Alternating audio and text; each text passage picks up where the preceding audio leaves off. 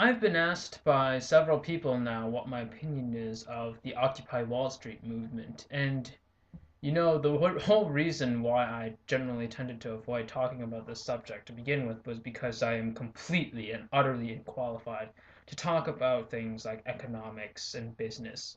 Even though I did take like grade 12 economics, that hardly qualifies me to talk about any of this stuff with a professional stance. Furthermore, this is not my area of interest, and therefore I haven't done a lot of research with regards to certain aims of the Occupy Wall Street movement. But I guess with a lot of my videos, this one's going to be pretty similar in the sense that I only offer my opinion and try and present as much evidence as I possibly can, and hopefully my audience can make of it what they will.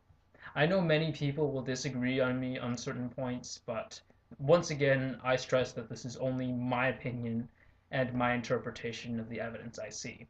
I'd first off like to say that I'm in Canada, and while there have been Occupy movements somewhere near where I currently reside, it hasn't quite yet reached my university campus yet, so I haven't really heard the points firsthand from people who were part of the Occupy movement. So there's a popular slogan that goes with the whole Occupy movement called "We are the 99%," which refers to how unfair essentially it is that the 1% of the nation is earning the most income compared to the 99% of the working class. And you can read the statistics for yourself. If I can find them, I'll link them down below. But yeah, it is unfair that the rates of income for the top 1% of income earners are exponentially increasing while the income of the 99% is rapidly decreasing through the years.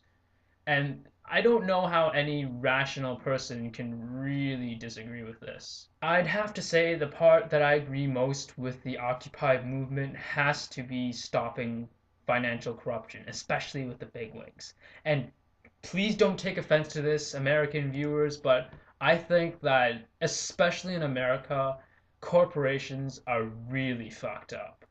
One of the arguments put forth against the Occupy movement was, yeah, sure, I earn more money than 99% of people, but I definitely earned every penny of it. And for some people, this is true. But when you look at the recent financial crisis in America, look at the bigwigs like Ford and Chrysler, who were in a shit fit way back when, and they had to have a bailout, despite the fact that some of the CEOs were getting exponential raises. Like, this system is obviously not working. I am going to definitely be a minority on this issue, but I think that the 1% is not entirely responsible for everything that's happened so far. To say that the 1% is just entirely responsible for all the financial shit that's happening in America, and because we're linked to America, that's happening in Canada, that it's all their fault. I think that's more of a scapegoating tactic from the Occupy Wall Street supporters. And really, we don't need to resort to that, do we? You know what I really think is responsible? I think rampant capitalism has to be the biggest offender here. And what I mean by that is capitalism that is unregulated, or at least very, very leniently regulated. And why I think that the corruption of Wall Street hit America the hardest was not only because it started in America, it was because America had the least amount of regulation, the least amount of people watching. And with less people watching, more prone to errors and more prone to disaster. And that's what I think happened. I can already hear my detractors saying, oh, well, you're such a conservative. You want to regulate the crap out of everything. You just want to put rules and regulations to restrict our freedom and our ability to make money. That's not true. I am not a conservative and I'm not a liberal either. I don't support either of those parties. I hold values of both.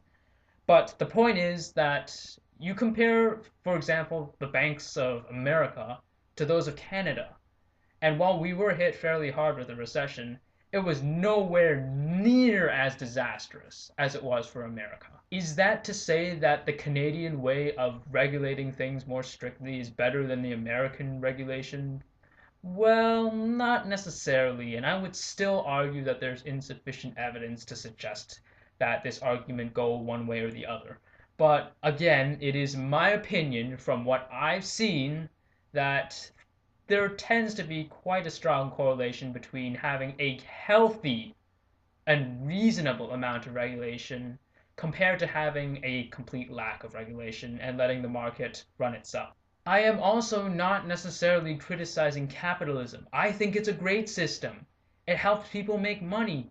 It improves the standard of living for all of us. Well, most of us at any rate. It gives jobs to people who would not have jobs normally.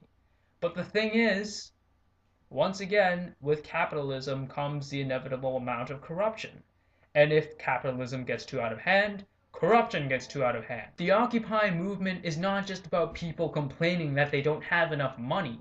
It's that people are essentially angry because these bigwigs up in the 1% are screwing us all over. Personally, if I was the CEO or someone important in a bigwig occupation, like if I was in the top 1%, I would jump on this chance.